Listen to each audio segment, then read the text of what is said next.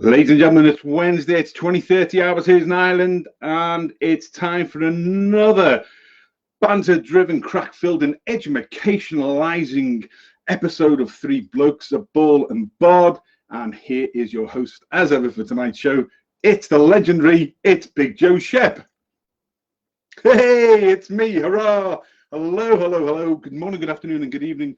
Welcome, wherever you are in the globe and whenever you get to watch tonight's show. If you've got any questions for the panelists tonight, then please throw them up there. Already, we've had Demo Rock Demo. Great. Thanks for your supporters and sharing that on forever.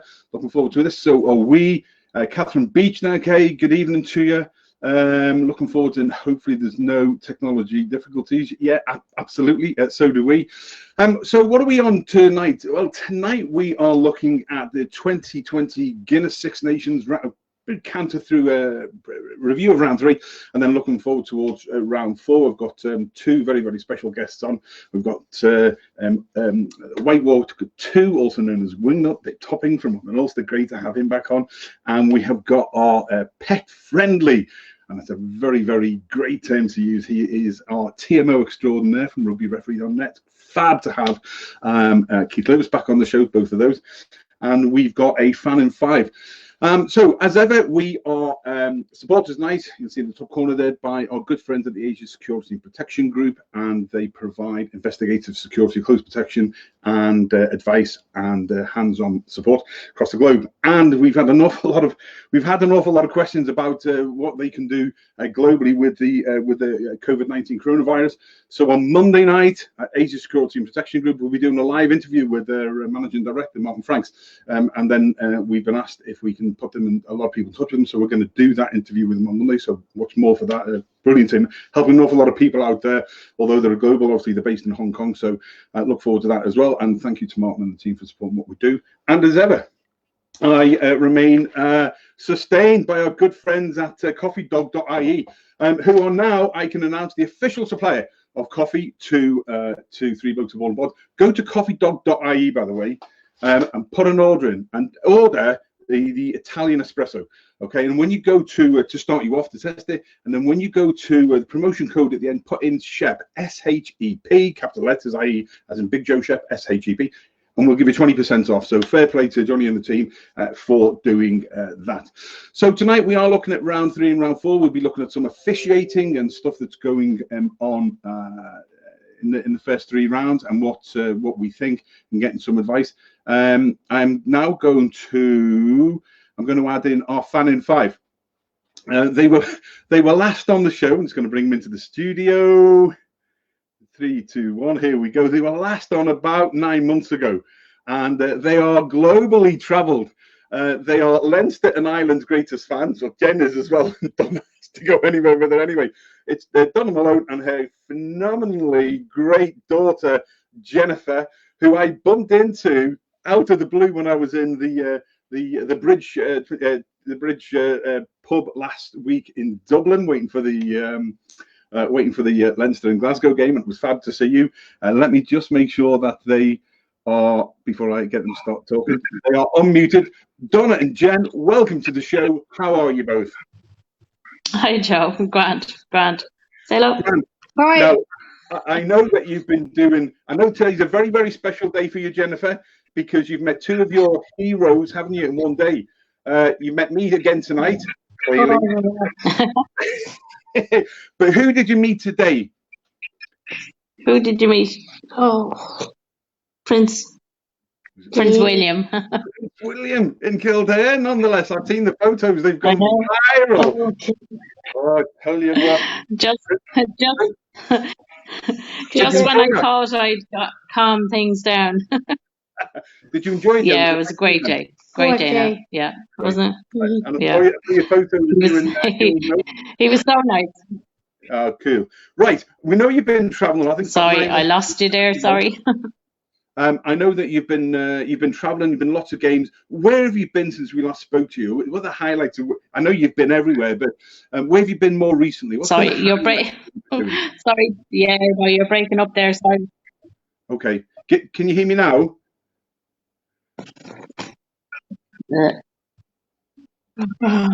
Can you hear me, Donna? I think it's we lost you just a few minutes ago on signal. Can you hear me, Don? More recently, we were in Twickenham last week. Wow. And what was that like? Sorry, you're freezing. You're freezing up, Joe. Okay, let's just put you on solo, and then how's that? You are now presented solo. Here we go. Here you go. Can you still hear me? There we go. I'll put you. Hello. Yes, you're back. You're back. No, I could hear you anyway. I'm just hoping that might have helped you. I think it's just the signal coming through from your end. Can you hear me okay now? Oh God, Joe. I can't. Yeah, I can't make out what you're saying. Okay. I'm going to. I think we're going to lose it. We'll try and get it back into the show. We've got some messages there for we'll try and get them back. Ian Gilbert, our ambassador extraordinary in Madrid. Hola, Ian. I hope that you're well. Shan Hannah, good evening to you. I hope that you are well. Thank you for all your help today. Look forward to that project. Shan says hello to Donna and Jennifer. Hope you're both well. Absolutely. Let me just see if we can get Donna and Jen back in. There we go. How's that? Hello. Can you hear me now? No? Oh no, bless.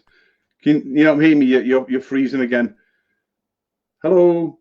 No? Not to worry. Right, okay. Well, we'll have to try and get them back on another time. Let's bring my two. Sorry about that, but Donna and Jen, I know that they've been all over the show, and they were away at Twickenham last weekend. I saw lots and lots of photographs of the pre-training and at the game and everything, and they just have a fab life, and I think they're just an absolute great example of grassroots fans. And Jennifer, I mean, I think the only person she hasn't met in the world is the Dalai Lama. So I think that'll be next on the list. Let's bring in our two guests for tonight. It is from Ireland and Ulster fan, David Topping. David, good evening to you. Good evening, Joe. Evening, everyone. Good man. And from rugbyreferee.net, our very ever friendly, keeps us all on the right level, TMO, Keith Lewis. Keith, good evening. Welcome back. Evening, Joe. David, morning, evening, everybody else. Cool. Sorry we lost Donna and Jen there, but we'll crack on and we might be able to get them back. Mark Hunter just saying there about Donna and Jen, too busy hobnobbing with royalty, Donna and Jen. Yeah, great picture going viral today of young Jen with Prince William, and fair play to them for doing that. Lads, how have you been? David, what's been happening in the world of rugby? What have you picked up? Any updates on COVID-19 and how it affects rugby? Well, normally the only time we look at Coronas usually is the little bottles with the limes in it. But on a more serious note, we've just picked up in BBC Sport that the Italian government have now ordered all rugby and football to be played behind closed doors. So that will include the England-Italy games, both in the men's and women's Six Nations, as well as the football. I suspect there's more to come on that, Joe. I mean, obviously with the Ireland game being postponed in its entirety this weekend, I suspect the Six Nations seem to be being caught out by some of these announcements. So I suspect they'll be making some decisions, because whether they want to play them behind closed doors is a separate issue altogether, isn't it? Yeah, it is, and it was very interesting. I put a video clip of Simon Harris, our health minister, up last week. As it was happening, I literally videoed off the telly. Fair usage for RTE. I would have just added in there as well.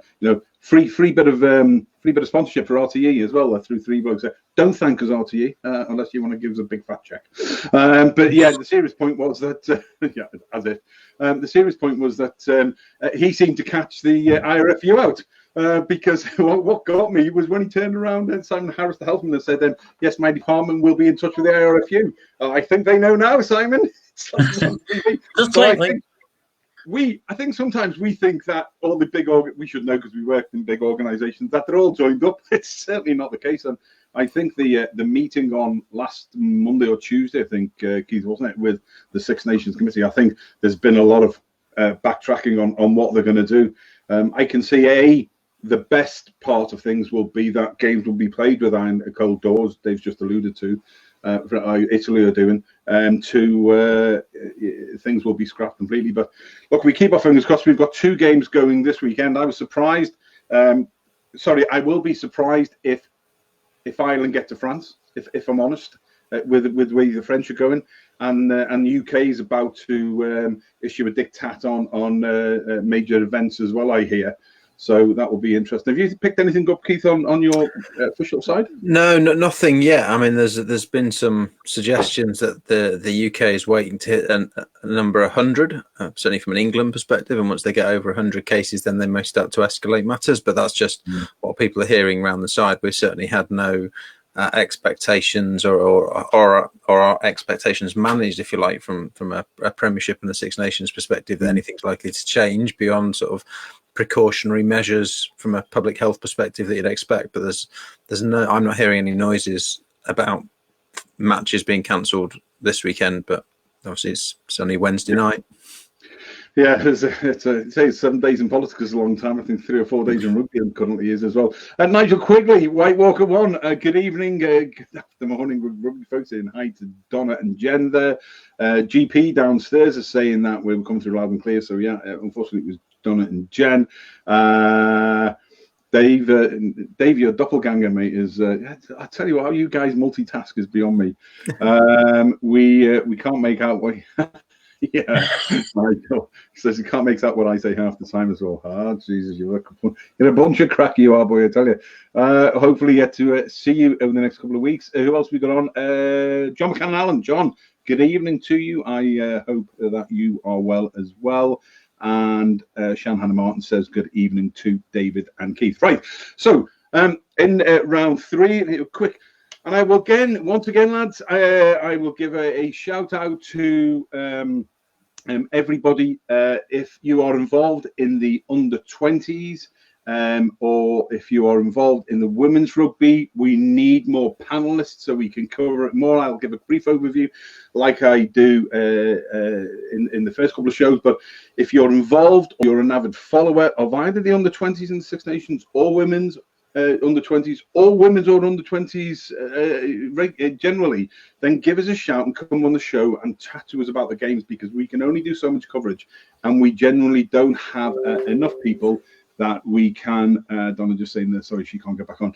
That's a shame. We'll get her and Donna and Jen back on another time, and we'll wish them all the best. So we need people to come on the show. Otherwise, it's me just giving a brief overview of where we are. So from the under-20s in round 3, a brief roundup.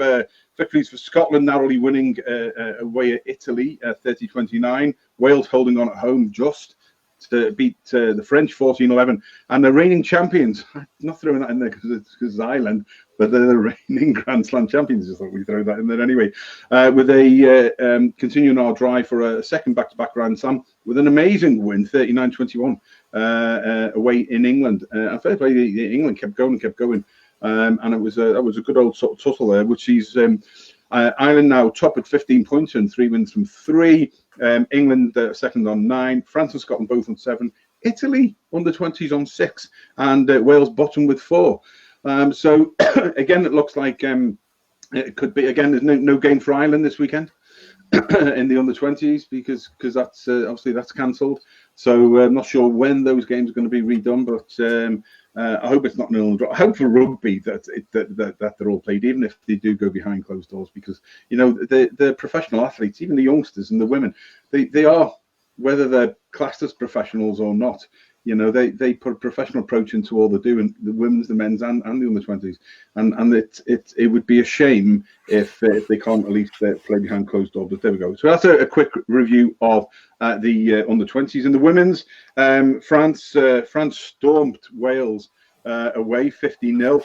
England beat a very spirited Ireland side 27-0. I say that because it's Ireland again, because actually in the second half the Irish women were really good and held England out almost scoreless. It was a great game. One of the things I did for Keith, I did take away was first time I've seen it. One of the Irish players, can't remember him. He got up and there was a little bit of mouthing dissent or gesticulation dissent. We'll come on to Dan Bigger later. You know, and they flying away, man. But the Irish girl with some sort of mild dissent, and the referee straight away back 10. I haven't seen that. I haven't seen that in a man's game for a long time. And do you know what? It was good spirited. There was, you know, I mean, that just set the tone for it. And I just thought it was fab. And I just don't think there's enough. I know we're going to come on to the Dan Bigger thing. Let me just finish this round up, and then actually we'll cut to you, Keith, because it is a very interesting point. The fact that, and it was great to see from a ref, and the play just like straight away, hands up, back 10. And I remember getting pinged for mouthing off all the time, and I was a prop forward, like didn't like anything. Picture that if you can. Yeah, but yeah, exactly. The back 10 thing, mate, I think is really, really good. So so good spirited second half there from Ireland, but they went down 27-0. Difference in class with England, very, very good. The Red Roses, fair to say, and obviously the Italy game and Scotland was postponed. That currently sees England top with 14 points again, 3 from 3. France on 11, Ireland 9, Italy 4, Scotland, Wales 1 apiece in the women's there. So Wales not going really good in the under-20s or the women's at all. And Italy are. You know, in comparison, and yet there's obviously some stuff coming through there, which is great. Keith, let's just stay on that point you brought up, the officiating piece. Yeah. Prime example there of the girls. I see a difference. It's almost some of the men's games, a lot more football creeping in. I don't see that in the women's at all. I see women's, you know, just it doesn't matter whether you say they are so many years behind the men's professional game, because you've only got England and France are the professional teams out of those Six Nations, if you like. I don't know whether that's changing it or whether it's still an emerging market, so to speak. But there's a difference. There's almost still that rugby reference in there. And it was lovely to see from both the official and the player on that. I then cut to Dan Bigger or Johnny Sexton or any of the others who are this football type of creeping in type malarkey. Thoughts, brother? Yeah, I mean, it's really interesting to see, and I can't quite put my finger on what's going on at an international level. I mean, obviously, I'm much closer to what happens in the Premiership, because I see it up close, and I know there's a real drive from Premiership Rugby and through the work that we're doing as a PGMOT group to make sure that game values they're tracked, they're monitored, they're reported on. And they're reported back on a weekly basis. Chris White is involved in driving that. I think we've talked about that before. And it's really odd to then see some of the things that I know are dealt with on a week-by-week basis at country level, then escalating onto international level, and then we're seeing the behaviour that we saw at the weekend. And it strikes me as odd on a couple of bases. One, because particularly if you look at the Wales's fixtures so far, played 2, and they've had 2 English Premiership referees on them. So there's a bit of a, what does Dan think he's doing with getting on the wrong side of Luke in the first game, and then Matt Carley on the second game? It just didn't quite compute and then on the flip side of that, why the guys who were involved, so Matt and Luke, why they didn't deal with it as more strongly at that level. And I think there's a couple of points. Maybe it's to some extent let it be seen for what it is. Because if you at the moment we're having this discussion and we're talking about Dan Bigger's behaviour, not the referee getting involved and getting all hierarchical on it. So there's a bit of a let's let. I don't think they've set out to do that, because that's counterproductive. But it is. I'm pleased that this conversation is happening. Because it means that we're focusing on player behaviour, not referee overkill or management or empathy and all that kind of stuff. So yeah, it is a strange one that's being allowed to happen. Again, last weekend we had some issues in the Premiership. We had certainly a +10 for dissent in the game that I was involved in at the weekend. You flagged it in that women's game. So I see it. I actually do see it on a regular basis. It is a tool that is used, and I know that we've got a 2-prong approach from a ground level up and the top level down, because I know full well that you and I, the three of us going out on this Saturday afternoon, if you do that on our pitches, you're going to get penalised at community level, all the way up to the top. And that's absolutely right, that we fulfil our obligations. And I'm sure there'll be conversations going on at the World Rugby lot as to why we're suddenly starting to see that now when we didn't see it in Japan.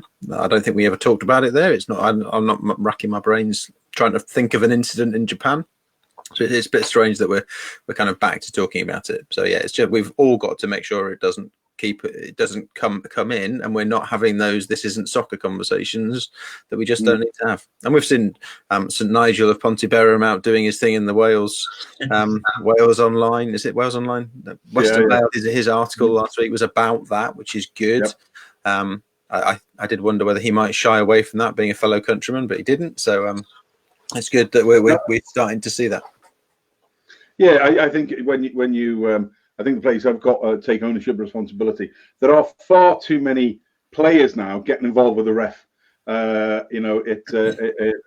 an Irishman, it bugs the crap out of me. When I see Conor Murray does it, and it's not having to go with Conor, but he does it. And it's creeping in with a lot of players now.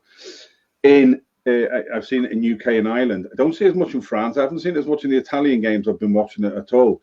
Interesting. They're all screaming at the ref, or they're at the base of the ruck and they're all screaming. Instead of trying to play the ball, they're trying to win penalties, and it's just really unsporting behaviour. And that's another thing, unsporting behaviour. Bigger the other day, we go back to him. Bigger, the French boy, when he turned his back. Now, whether he didn't retreat quickly enough, but whether he was playing the game, but Bigger kicked the ball at him, in my opinion, and Correct. then was. And that's unsporting. And for me, not being an aficionado of the rules like you, so you'll keep me straight, but that would have been, I would have turned that a penalty around and gone the other way for unsporting behaviour. Yeah, you're right. And I think if we saw it on the community game, that we'd get away with that from a strong refereeing. International rugby, Matt doing his thing, that puts all the focus back on him. It's not an excuse, but there is a bit of mindset thing going on there. I'm just talking. You mentioned France there, which just triggered a memory. There's a clip doing the rounds this week of one of our French colleagues doing a top 14 game last week, telling a player off quite sternly for faking an injury. And for milking. I think it was more of a milking. There was a bit of the arm was possibly seatbelt-ish, but he absolutely milked it, and the referee quite rightly pulled him up and had a word. Didn't penalise him, but he was certainly seen to do that, and we've got to make sure that doesn't come into the game. Yeah, and there was the great debate a few weeks ago with again, one of my heroes, Johnny Sexton, but milking was the word that I used. I didn't like to see it. It was to me, and that was my personal opinion. And there was a lot of people who sort of laid into me, but it was like it wasn't far off it. And at the end of the day, I don't like to see any player, and I certainly don't like to see a world-class player or a skipper or somebody like that. You don't necessarily get that from certain players. Like you wouldn't get that from Parisi, you wouldn't get it from Alan Wynne-Jones. Although it was Luke Pearce the other day, wasn't it? Said to Alan Wynne-Jones, "Not need to discuss it." He made his decision, and that was over the intentional, unintentional knock-on. Which actually, to be honest, we're talking about the Wales game. We may as well stay with that and sort of around. Yeah, that was interesting. I watched that dozens and dozens of times. Now you brought up because we're going to talk about offside as well, Dave. I'm going to bring you into this now. I promise. See, nothing happens in the structured world of BGS. We have a star. We have anybody. It can go in any sort of way. Everybody watching tonight, you're welcome to Three Blokes of Ball BOD. If you've got any questions for TMO Keith Lewis or for Dave Topham, then please put them up.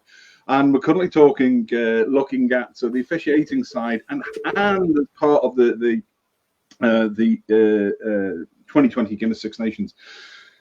Yeah, what did we think of that? Because I've watched that over and over and over. And for me, he goes to grab the player. And so it was total. But it just, I thought the world was going to explode. Thoughts?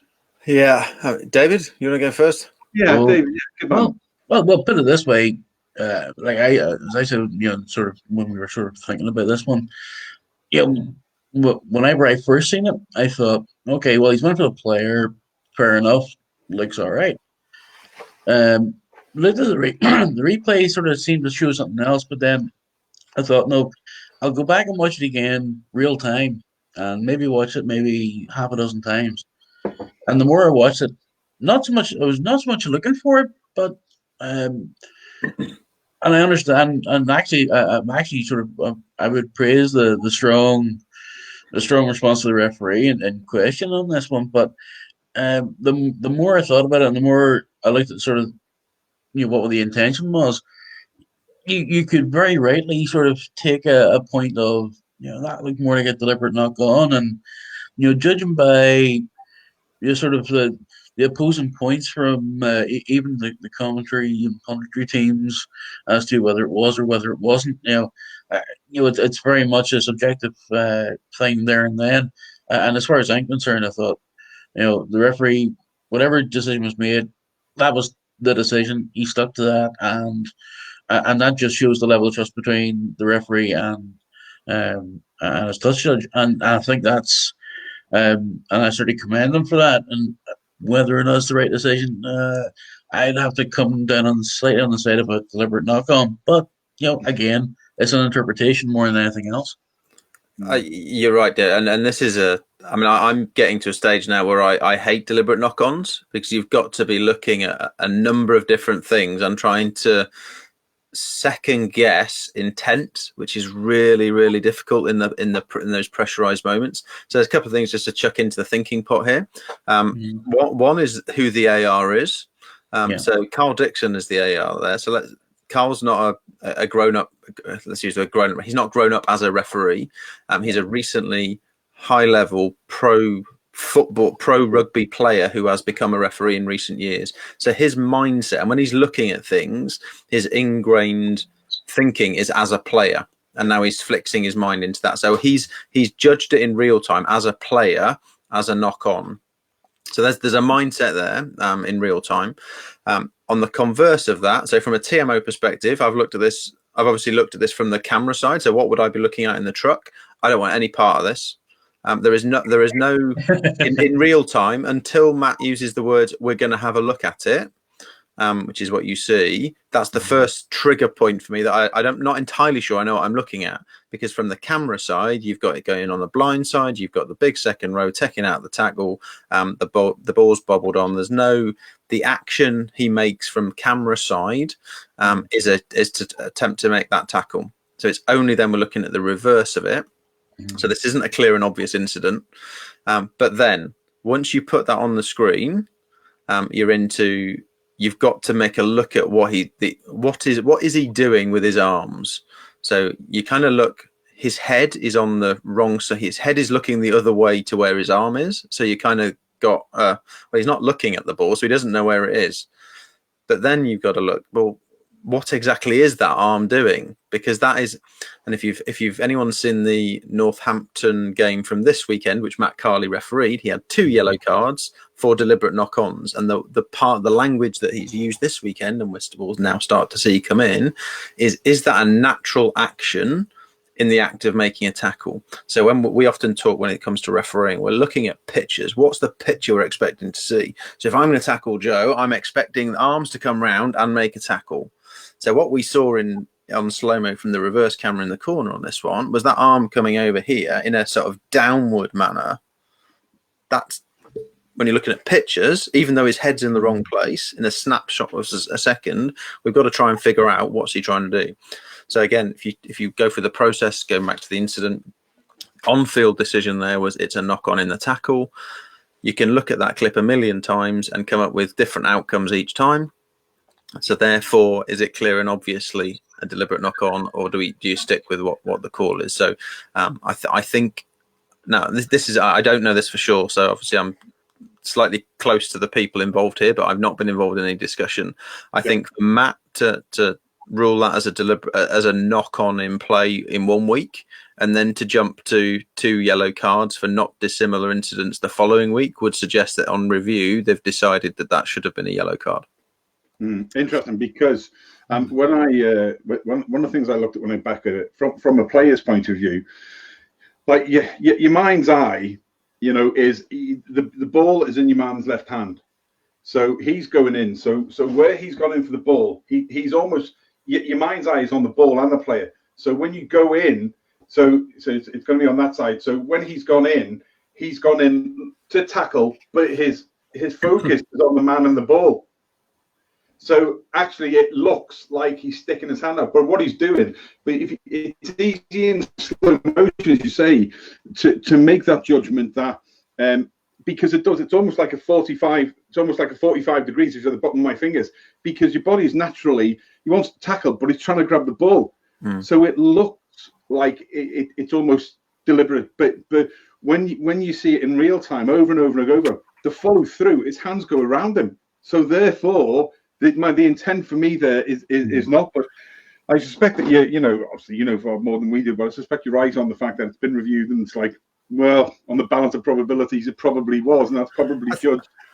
I think we've got to take a little bit of a step back and look at, if you were to line up maybe 50 deliberate knock-ons, and what you're looking for, you're looking for a player. The ball's in motion. It's in between passer and receiver, and the defender, if you like, has come in to try and do something with that ball.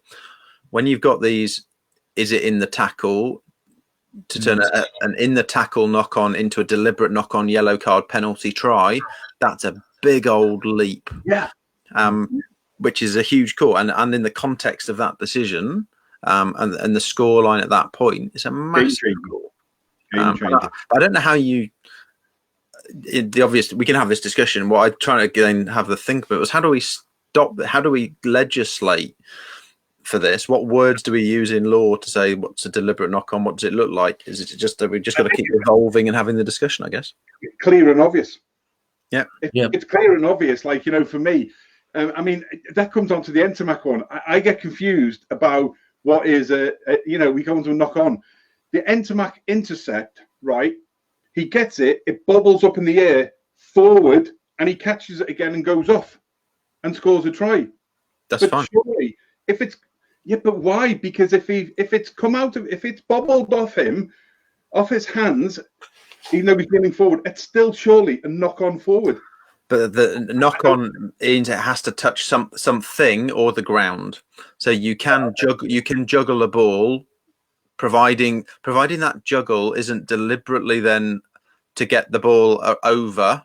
So if you think, I can't run towards you, throw the ball over your head and catch it, that is against the spirit of the game. But technically in law, it is not a knock on, and it's not a forward pass. No, but it goes under conduct not becoming of the game, and whatever the law says there. It's just not. That's not what rugby is about. Whereas, if you are in the act of trying to catch the ball, and if you think about, there was a law change about 2 years ago.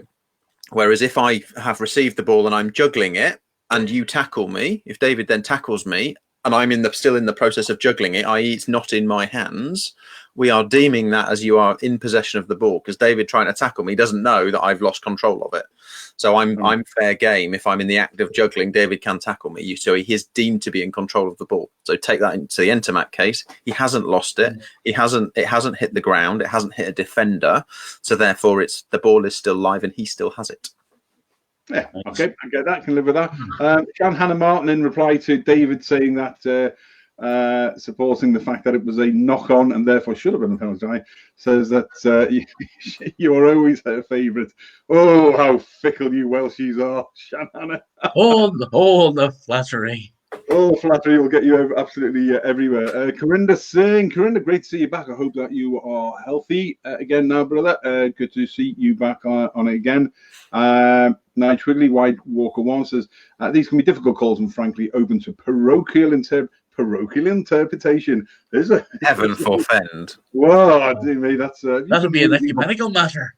I tell you what, if you've been speaking to the Reverend Colin McConaughey at some point there to be able to come up with something like that, night. Parochial interpretation by fans. I'm more annoyed about a couple of tip tackles missed recently in 2 leagues that thankfully was cited after, but I felt should have been picked up. I know we're talking more about fishing. There's been an awful lot of things. In fact, I got into wrong. I walked away from a fairly heated debate, potential debate on a forum yesterday, because there was somebody who ended up who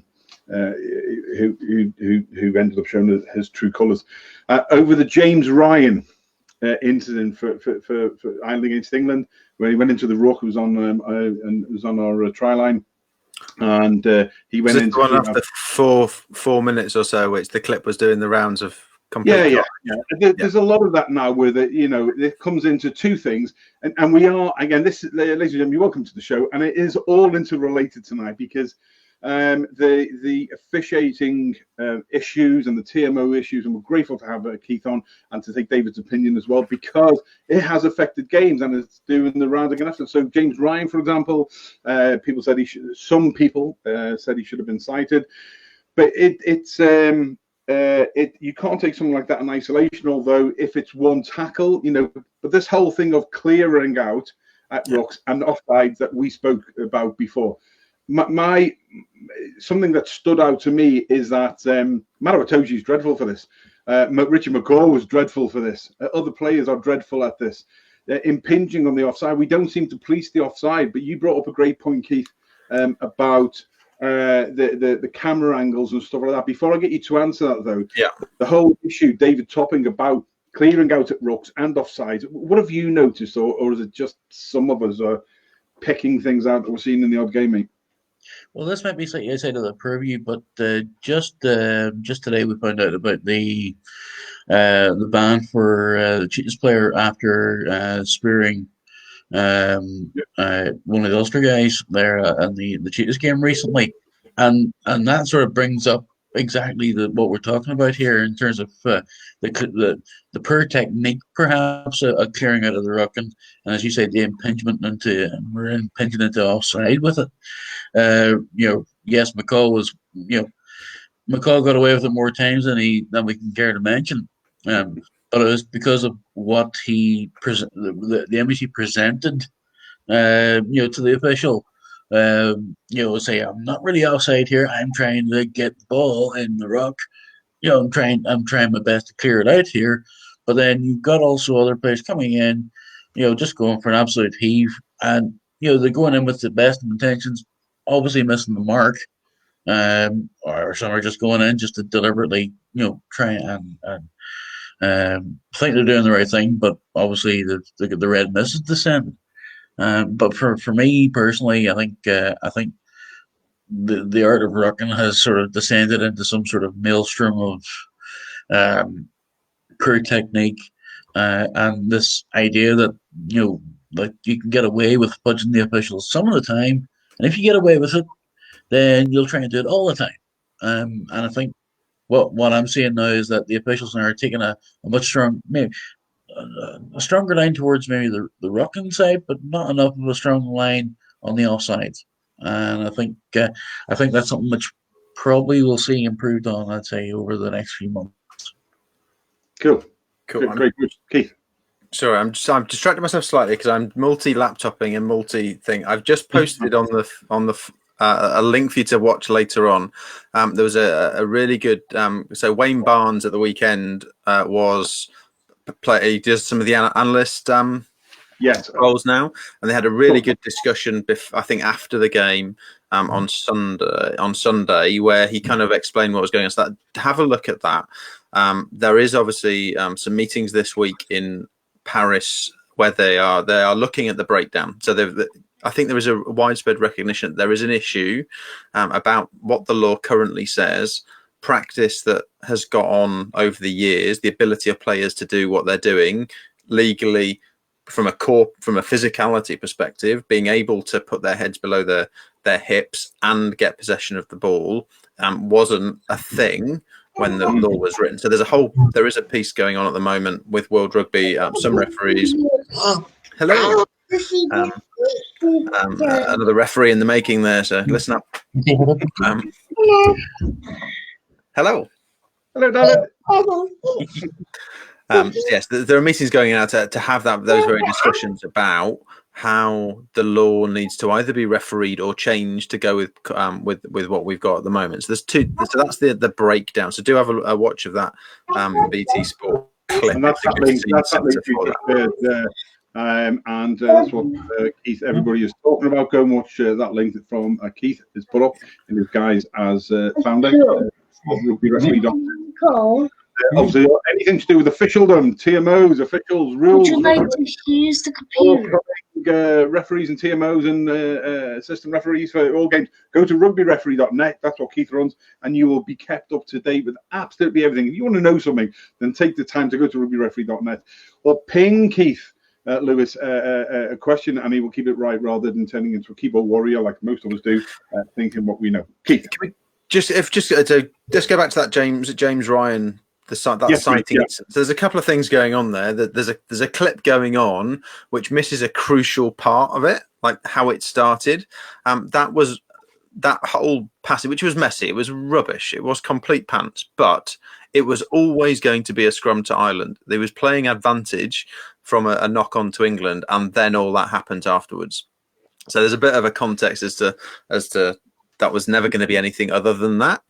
Yeah. But yes, there's clearly issues there. I mean, I've looked at the Ryan coming in, and it's one of those that looks pretty bad, but when you slow it down frame by frame, I think it probably was as chest on chest. I didn't see anything that would suggest there was head contact, but frame by frame, and clearly there was no sighting given the stuff. So obviously they've looked at it. And then David's point about offside line. So there's a couple of things going on here. So I said to Joe when we spoke a little bit before the show, if I had time, I'd go back to. I happened to download the Wales-France game for different reasons last night, so I got it on my screen. So I'm now 19 minutes into that game, having sort of scrolled through every breakdown. I haven't found one offside, and there's a couple of interesting things to going on there. When you're watching rugby at home, again, slightly different in stadium. The director and what they like to show and how they like to cut it can play a massive part in what you think you're seeing. And I don't mean that disrespectfully. What is absolutely there. So the director in the Wales-France game likes to go from a close-in cut to an outer cut. So from a close-in perspective, you're seeing the breakdown, you're seeing the 9 lift the ball up, then perhaps the pass is in midair, and then he'll cut to a wide angle, at which point you're seeing the players clearly and obviously well up. But by that time, and these guys are so skilled at moving from the back line up to it, that they've closed play down. And I've looked at them. So I'm 19 minutes in to that Wales-France game, and there was perhaps one which would be marginal, and ARs are never going to call marginal. One which probably was offside, and we're 20 minutes in, so there's probably been 40 breakdowns, and there's only been one clear and obvious offside on the camera angles that we've got. And again, we're looking at those two fixed cameras that we're talking about are fixed on halfway, which again will add to the angle distortion that we're all watching from home and screaming our heads off about. And painting. So yeah, I'm not saying it's not an issue. I just obviously I'm used to watching those directors, and sometimes the director going from an in to out or an out to in, depending on what their personal preference is, can really both help and distort the reality of what's going on. That's great. Yeah, there we go, ladies and gents. So, unfortunately, you have to do it. I've got it on. I've got my scroll pad, and I'm going through sort of frame by frame to see if I can find these offsides that David's so upset about. It actually, Nige quickly, it brings up a great point and supports what you're saying there. Absolutely, yeah, because you're the expert, mate. Often the camera isn't level with the play, so you can't really tell on the TV. But when it's your team and you've had a few giggles, I like that. Thanks, Nigel. Just what the ultimate ref, of course, indeed. Yeah. I guess just so you know, that most referees and ARs from a briefing perspective, will go down a childcare issues. Most ARs and referees will go down a brief of the ones we really want to get are the ones who are never onside and then interfere with play. Those are the ones that we should get without fail. Those marginal back foots where we've got timing issues are ones that are really, really hard to call in real time. Off to bed now. So I'm not excusing it. I'm just trying to Yeah, put a context to it, and yeah, absolutely right.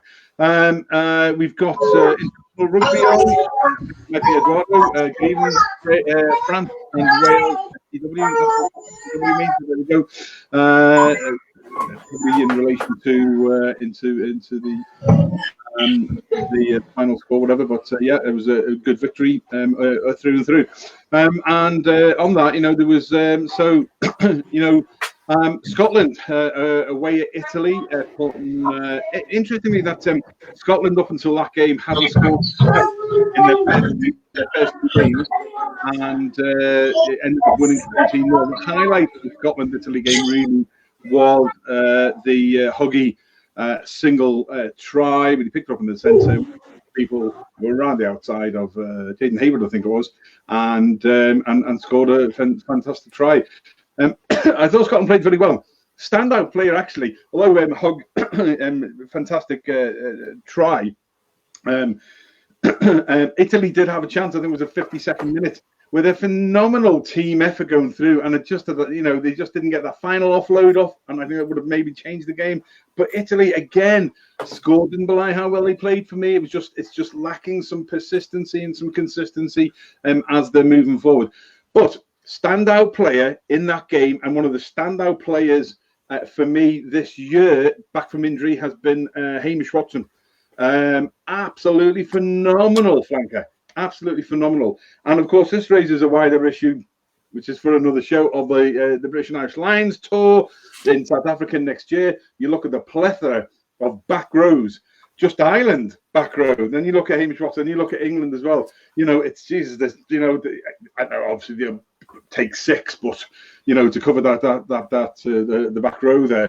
But he is an absolute standout class player. So really, for me, Italy again had the chances. 17-0 didn't really sort of belie Wales. Scotland got their final try in the sort of last minute type of thing. But it didn't really belie. They had a chance of that. They missed. I think it was the 40th minute. They missed a penalty, went off the outside of the post, and all those small margins at times for the likes of Italy. It's just adding up to why they haven't won the game. Hello, little one. To why they haven't won those games. So that was Scotland. Dave, did you see that one? Well, hold on a second. There's my son Corey here. Corey, how are you? Hi, buddy. Yeah, you know what? Actually, the weekend game was. My sister. Yep, that's it. You go on ahead. Well, I get told everything around here. Basically, that's okay. You go get it. Well, really, from the rugby point of view, I think it was one of those games where at first I didn't know which way I was going to go at first, but then as the game went on, you could pretty much say it was a question of consistency. All right, okay. And I think it's that consistency was just sadly lacking on both sides, I think, and so in the end, the result was as it was. Do you think that there'll be changes in the Scottish coaching squad come the summer? There's some brilliant international. I'm not quite sure what's happening with Scottish rugby at the moment. I mean, I was at the Leinster game last weekend. Glasgow Warriors, and they had 11 internationals. And the 3 tries they got against us were very well taken. But it was we'll have to see what happened with Glasgow, Joe. It was, I can certainly see perhaps some changes in the coaching squads. I think Townsend's under some severe pressure at the minute. I don't think there's enough there for consideration of replacement, but it's certainly that they're going to have to rejig the coaching setup somewhat. Exactly how, I'm not sure, because Glasgow, we know, are up until very recently were one of the best teams in the league, but for some reason it just seems to have fell apart somewhere along the way. Conversely, Cockerell's doing a fab job with Edinburgh. Yeah. Yeah, no, that's it's where's the jump from from the club side to the national side, and is that a step too far for people? I don't know. You can't. It's very very hard to sort of put into a tangible way of why somebody who we know is a very good coach can somehow not bring the whole picture together in the national sense. It's puzzling. Yeah, it is. But anyway, they got the first one on the board with 3 tries. So Ryan, go to Richard. Ryan, good evening to you. Hello, you're welcome.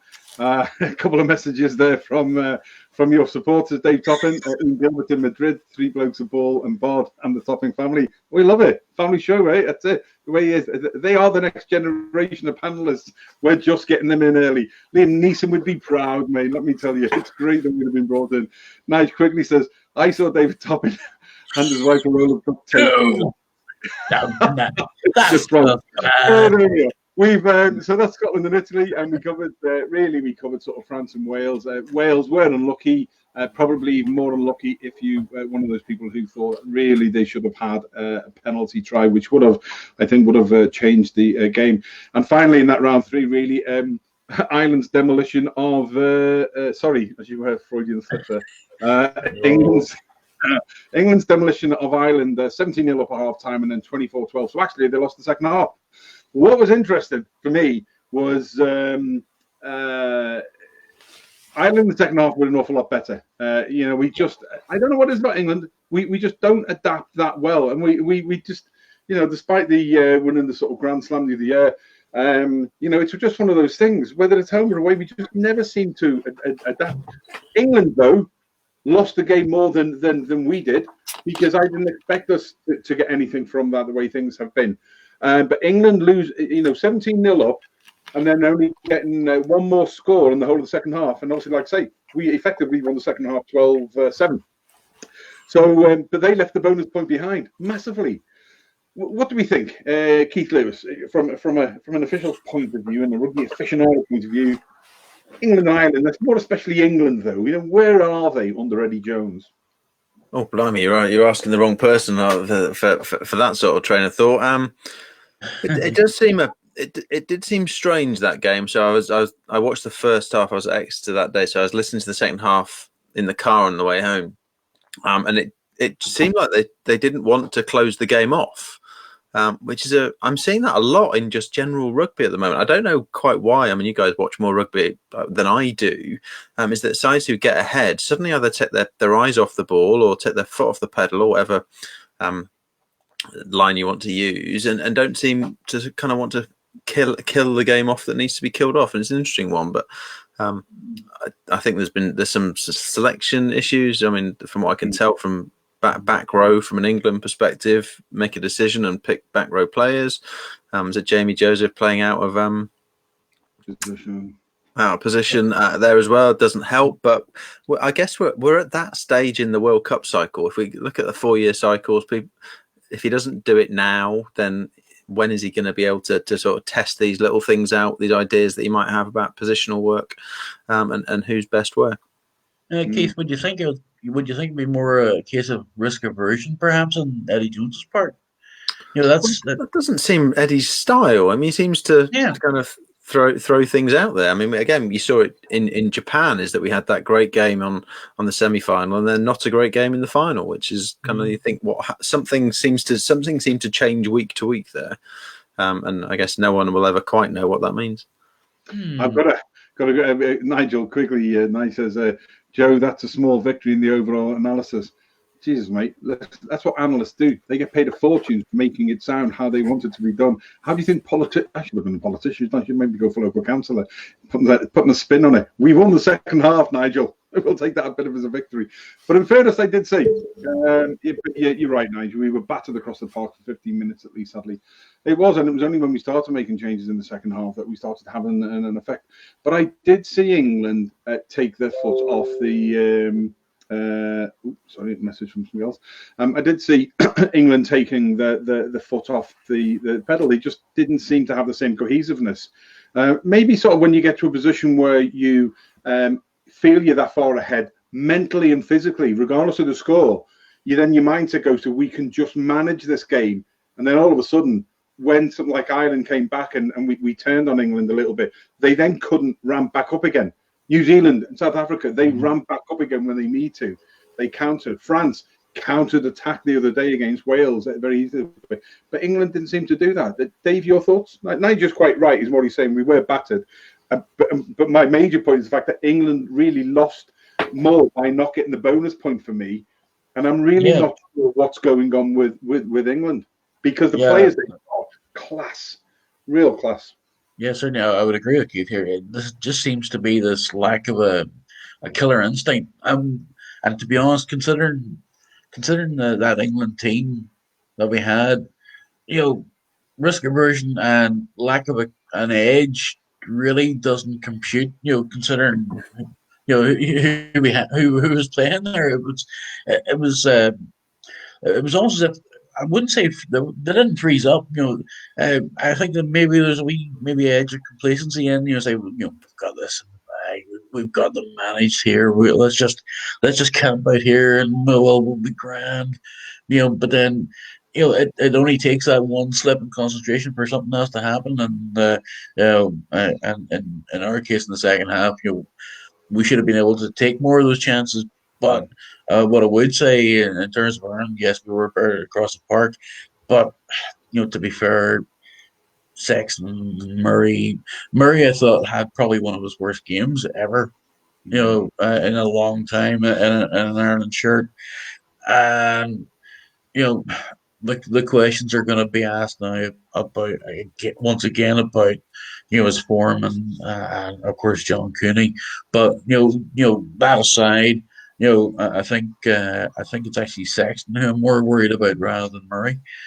He's had that right leg strapped up now for a considerable period of time, and I don't know whether it just his eye wasn't in there the other day against England, or whether he's overcompensating and that's why. But it's been strapped up far too long for my liking. The danger there is that we're looking at maybe a Joey Carberry situation, and we don't really want to see that.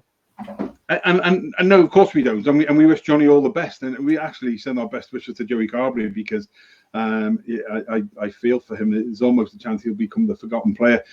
And it just goes to show how quickly things can change for a player. Look at who's your ex fullback, your coach up at Ulster now, at the neck problem. What do you call him? Irish player. Liddick. No. I'll come back to me anyway. No, I don't know whether Ryan. I have a mind burp on this one. I'll get back to you on that one. Right, Mickey, who lost England won Ireland? Well, Ireland won the second half, but we go back and forth, as Nigel says. But there we go.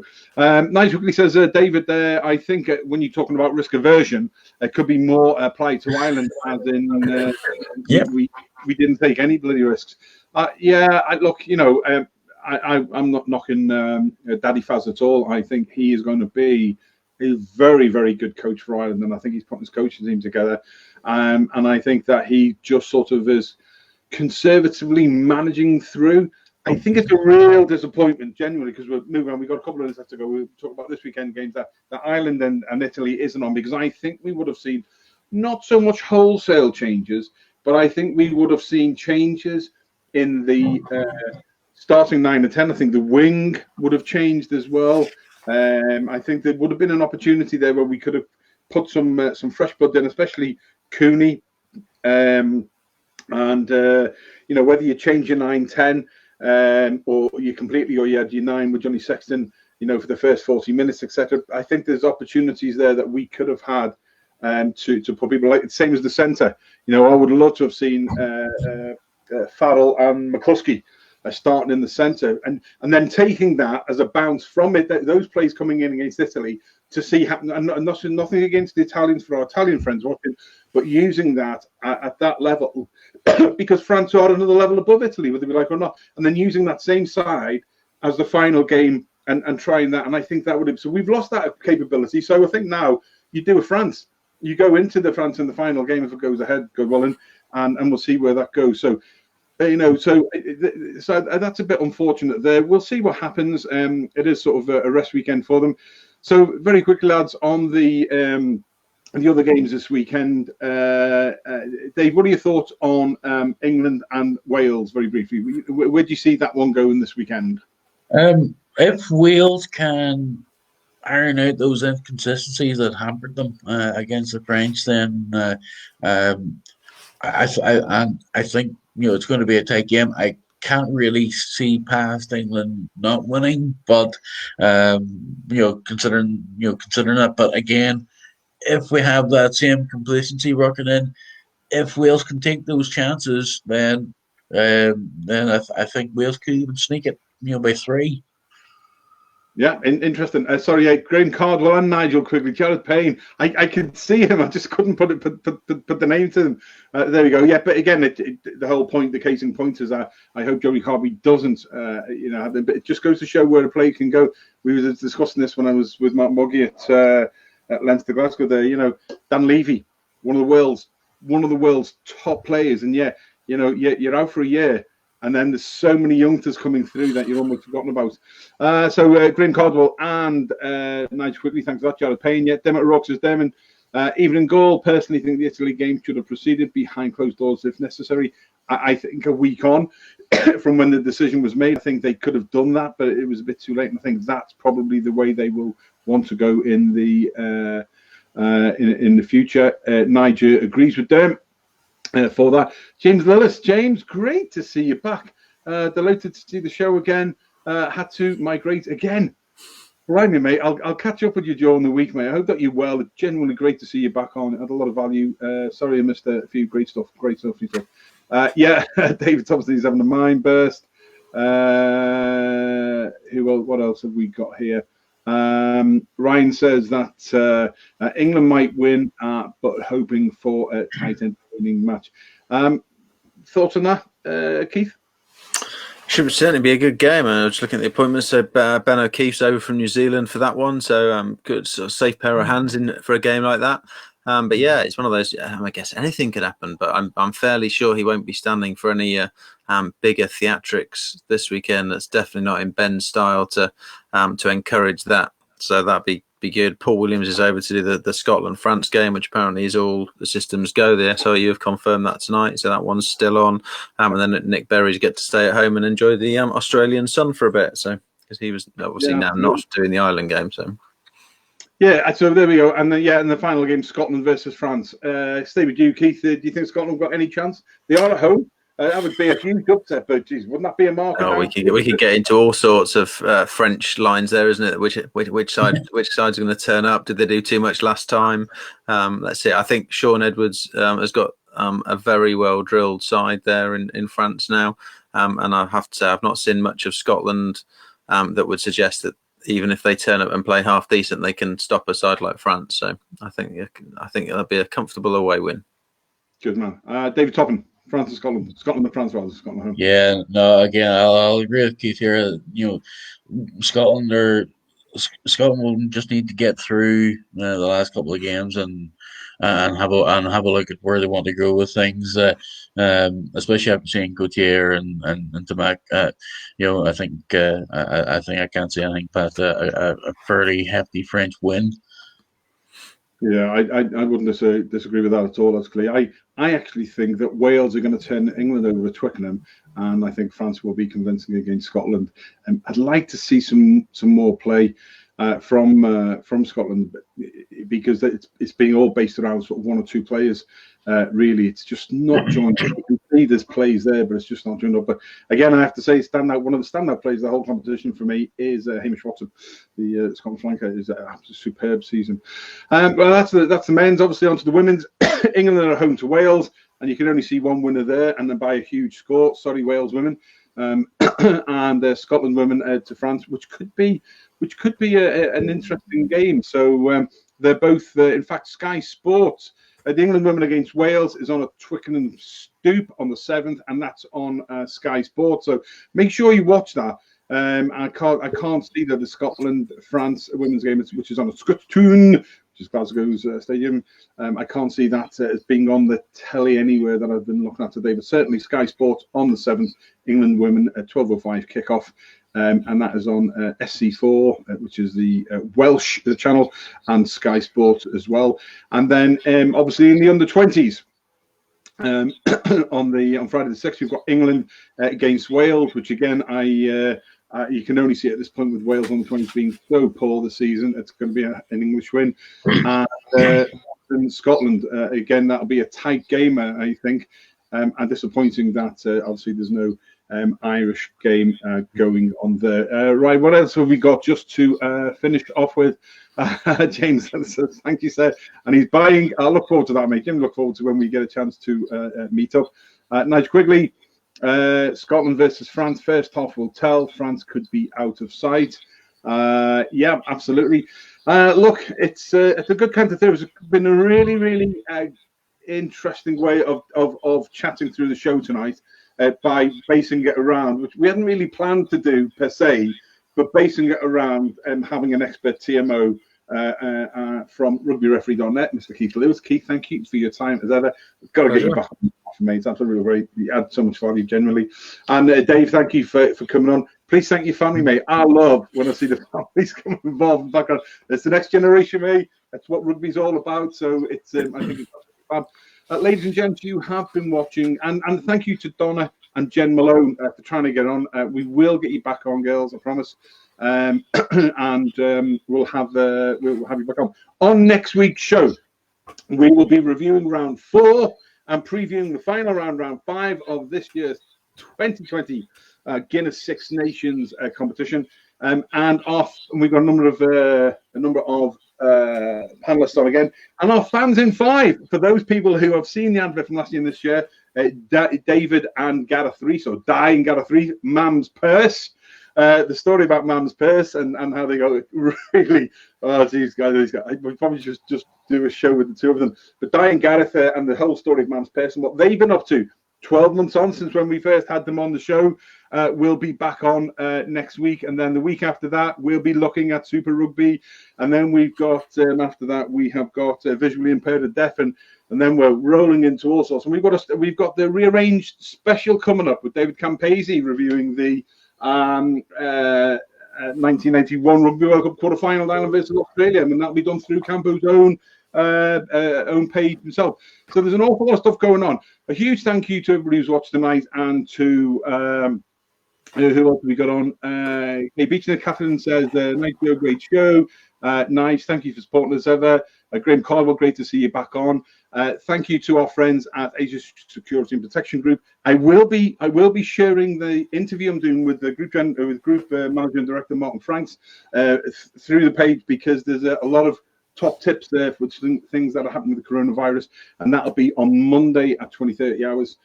So we'll be sharing that from ASAP's page, and I'll be sharing that on my personal page and on the pages, because I think that's timely and what the lads can do. Thank you to our good friends at coffeedog.ie, who are now the official suppliers of coffee and coffee beans to 3 Blokes Ball BOD. Keith Lewis, David Topping, thank you. Everybody, thank you. Enjoy the rugby over the weekend. Try and watch some under 20s. In fact, let me just very, very quickly have a look and see. And just have a look. Obviously, there's no Ireland Italy game.